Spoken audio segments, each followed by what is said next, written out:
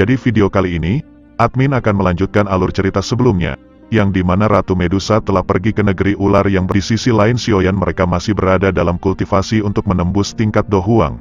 Kita diperlihatkan Sioyan yang dalam kultivasi. Ternyata kultivasi menembus tingkat Dohuang itu memerlukan waktu yang sangat lama. 1 tahun pun telah berlalu tanpa terasa. Sekarang mereka berdua mengalami perubahan yang signifikan. Bahkan Sioyan memancarkan kekuatannya mencapai radius 50 km. Sioyan pun bertanya-tanya apakah ini kekuatan Sang Matic Glory 100.000 yang berada di tingkat Dohuang. Energi api melonjak keluar menyebar ke segala arah sampai akhirnya masuk ke dalam tubuh Sioyan kembali. Tiba-tiba dalam kultivasi tersebut spiritualnya masuk ke dalam api putih. Sioyan pun melihat ada sebuah lorong jalan, dan setelah itu Sioyan pun mengikutinya dan akhirnya dia melihat tiang-tiang. Dan Sioyan melihat sosok laki-laki yang sedang dirantai. Sioyan pun menyadari bahwa itu adalah gurunya Yao Lao. Namun ketika Sioyan akan mendekati tiba-tiba bayangan itu memudar. Sioyan ditekan oleh kekuatan spiritual yang lebih kuat, bahkan Sioyan menyadari bahwa kekuatan ini lebih kuat dari Protektor Wu. Sioyan mengira bahwa itu adalah penjaga bahkan mungkin ketua sekte dari Hall of Soul. Dengan kejadian ini Sioyan pun menyadari bahwa memang sekte Hall of Soul dipenuhi orang-orang kuat dari Sumatera. Namun Sioyan berpikir walaupun sekte Hall of Soul banyak orang-orang yang kuat, dia tetap akan menyelamatkan gurunya dan juga ayahnya. Setelah itu Sioyan pun keluar gua dan menghirup udara segar, dan dia pun melihat kepompong yang tidak lain itu adalah Jian, yang terlihat sudah mengalami perubahan. Sioyan pun melihat sekeliling dan dia pun sangat terkejut karena ternyata Medusa tidak ada di sini. Kemudian Sioyan melihat ada sebuah gulungan dan langsung mengambilnya. Gulungan tersebut yang ternyata itu adalah gulungan yang ditinggalkan Medusa. Medusa berkata aku akan kembali jika semua urusanku di negeri ular telah selesai. Namun Sioyan berpikir Medusa tidak kembali sepertinya masalahnya di negeri ular besar. Dengan kekuatannya saja Medusa sampai saat ini belum menyelesaikan masalahnya. Sioyan berniat untuk menyusul Medusa ke negeri ular namun dia pun harus menunggu Jian yang masih dalam proses menuju Dohuang. Sambil menunggu, Sioyan pun dia melatih kultivasi yang berada di tubuhnya. Dia pun duduk di sebuah batu. Tanpa terasa 2 bulan pun telah berlalu. Sioyan berlatih berkultivasi sambil menunggu Jian. Dan setelah itu Sioyan pun membuka matanya dan membentuk sebuah segel. Yang ternyata Sioyan sedang berlatih teknik membalikkan laut. Salah satu segel dewa yang diberikan oleh Sun Er. Sioyan pun merentangkan tangannya dan berteriak Splitting Seal. Dengan seketika gelombang giok muncul. Dan kurungan yang dibuat Medusa berlubang akibat serang pembalik laut ini. Sioyan merasakan kekuatan ini sangat dahsyat, pantas saja harus berada di tingkat Dohuang untuk mempelajarinya. Walaupun teknik ini belum sempurna dipelajari Sioyan, namun memiliki kekuatan yang sangat besar ini lebih kuat dari teknik dewa sebelumnya, yaitu pembalik gunung yang telah Sioyan kuasai. Sioyan yang merasa jika dia telah menguasai teknik ini, dia tidak perlu khawatir jika berhadapan dengan seorang elit dojong sekalipun. Sioyan pun berniat untuk beristirahat setelah berlatih. Namun tiba-tiba kepompong itu mengalami suatu perubahan. Terjadi sebuah retakan kepada kepompong itu, dengan cahaya ungu yang menyebar. Tidak lama setelah itu benar saja kepompong itu langsung pecah menyebarkan cahaya ungu. Tiba-tiba dari kepompong itu muncul sosok wanita yang sangat cantik layaknya Ratu Medusa. Sioyan pun sangat kaget melihat sosok wanita itu.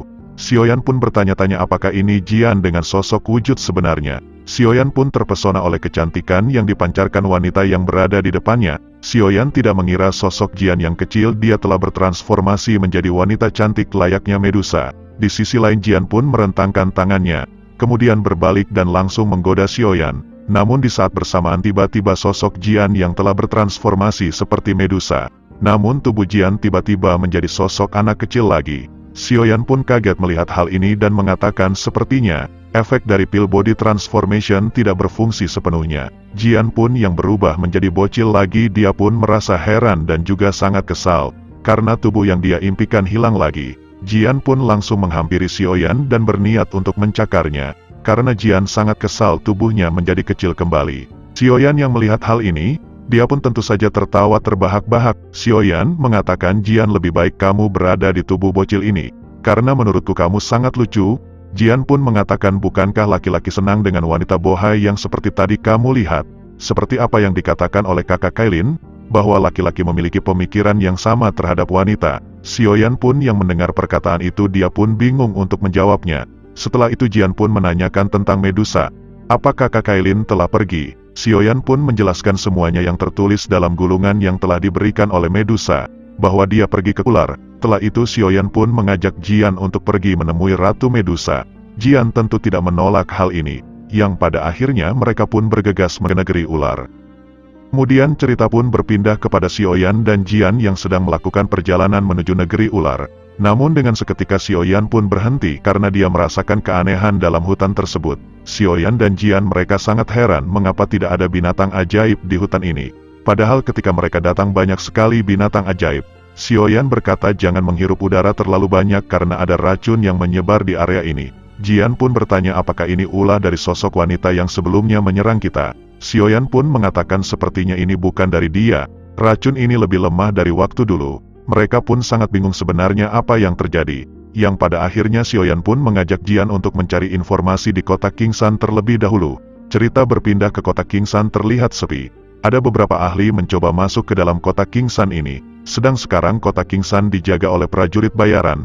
Terlihat ada Kagang dan Linger dan pemimpin prajurit bayaran Ya Cheng. Linger bertanya kepada Ya Cheng apa yang harus kita lakukan. Sekarang kota Kingsan telah diserang. Ya Cheng menjawab kita hanya bisa menunggu bantuan dari aliansi Yan yang dipimpin oleh Xiaoyan membantu. Sekarang kota Kisang ternyata sedang diserang oleh beberapa ahli racun berada di tingkat 4. Sekarang semua orang yang berada di kota Kingsan. Mereka berharap para ahli racun yang menyerang itu tidak mampu menembus pertahanan kota Kingsan. Karena para ahli racun ini dia tidak bisa terbang. Sepertinya sekarang kota Kingsan akan dihancurkan oleh para ahli racun ini. Akhirnya para ahli racun menyebarkan kabut beracun dan berhasil masuk kota Kingsan. Ya Cheng dan pasukan lain mereka melihat keadaan ini sudah kacau. Ahli racun sekarang sudah masuk kota, dan beberapa orang mereka harus tewas akibat racun ini. Mungkin sekarang racun itu sudah tersebar banyak ke setiap kota ini. Dan sekarang Ya Cheng dan semua orang mungkin dalam keadaan sudah terdesak akibat para ahli racun ini. Banyak prajurit telah tewas. Namun ketika para ahli racun ini akan menyerang, tiba-tiba seseorang muncul dengan cepat dan langsung menghilangkan kabut asap beracun itu. Semua mata tertuju kepada pria itu, dan mereka sadar itu adalah sang metik Glory Xiaoyan. Tentu membuat semua orang lega karena kepala klan Xiaoyan telah datang membantu mereka. Para ahli racun mereka sangat kaget dengan muncul seseorang yang mampu menghilangkan efek racun yang telah dia keluarkan. Sekarang para ahli racun mereka sangat ketakutan dengan muncul seseorang itu. Dan tentu saja Xiaoyan langsung menghadang bocah-bocah epik ini. Dengan seketika Xiaoyan yang mengeluarkan api surgawi, membuat para ahli racun ini hancur seketika menjadi abu. Sekarang para ahli racun itu benar-benar dimusnahkan oleh sang metik Glory Xiaoyan. Dia langsung turun untuk bertanya sebenarnya apa yang telah terjadi di sini. Ya Cheng berkata, bagaimana bisa ketua aliansi Yan tidak tahu apa yang sedang terjadi di Jiama ini? Xiaoyan berkata bahwa dia kemarin sedang melakukan tapa cukup lama, di gua hantu. Ya Cheng berkata aku tidak menduga ketua praktisi Yan telah bertapa selama 1 tahun. Xiaoyan dia kaget, dia baru menyadari dia telah tapa selama 1 tahun. Ya Cheng dia menjelaskan semuanya bahwa kerajaan Cuyun berusaha menyerang Jiama. Sejak saat itu banyak konflik di perbatasan Jiama. Itu berlangsung selama 1 bulan, namun tidak menemukan penyelesaian, yang akhirnya negeri Cuyun dia memasukkan prajurit dari sekte racun, dan menyerang Jiama. Akhirnya pertempuran tidak terhindarkan. Dalam perang itu, aku mendengar ada Kaisar Es dan juga Jalau yang menghadang mereka. Namun sayang mereka berdua tidak mampu bertahan dari gempuran pasukan negeri Cuyun yang di dalamnya banyak pasukan sekte racun. Xiaoyan pun sangat terkejut ketika mendengar Hai Bodong dan Jalau berhasil didesak oleh para pasukan sekte racun. Kemudian Xiaoyan pun bertanya sebenarnya berada di tingkat apakah pemimpin dari sekte racun tersebut. Kemudian Ya Cheng menjelaskan bahwa sekte racun dipimpin oleh 1 orang elit dojong. Pantas saja Hai Bodong dan Jalau mereka berdua tidak mampu menghadang pemimpin dari sekte racun yang ternyata dia adalah seorang dojong. Namun untung saja ketika mereka terdesak ada pasukan yang membantu. Yang tidak lain itu adalah ras manusia ular. Xiaoyan yang mendengar hal ini tentu saja dia pun sangat terkejut. Bagaimana ras manusia ular mereka mau membantu manusia? Xiaoyan tidak menyangka ras manusia ular sekarang bisa bekerja sama dengan manusia. Ya Cheng pun menjelaskan itu semua karena sekte racun dia sebelumnya mengincar negeri ular. Namun untung saja Medusa yang tepat waktu datang menyelamatkan ras manusia ular. Xiaoyan pun sekarang paham mengapa Medusa pergi di saat dia menunggu kultivasinya menjadi Do Huang. Ternyata ras manusia ular sedang diserang. Xiaoyan pun mengatakan sepertinya dengan adanya Ratu Medusa negara Cuyun pun mereka akan kesulitan melawan janda itu. Namun Ya Cheng menambahkan setelah kekalahan ini ternyata negeri Cuyun dia mengajak dua negara tetangga untuk bergabung, yang artinya tiga negara mereka berniat untuk menyerang Jiama secara bersama-sama. Yang ternyata sekarang ada tiga kerajaan berniat untuk menyerang Jiama secara bersama-sama. Tentu saja ini membuat Sioyan pun kaget. Untuk saja Cheng menjelaskan kerajaan Loyan, dia dipimpin oleh seorang Dojong, dan Kekaisaran Mulan. Walaupun mereka tidak dipimpin oleh Dojong, mereka memiliki teknik doki yang sangat mematikan. Dengan teknik doki rahasianya mereka pun mampu menyaingi kekuatan elit Dojong sekalipun.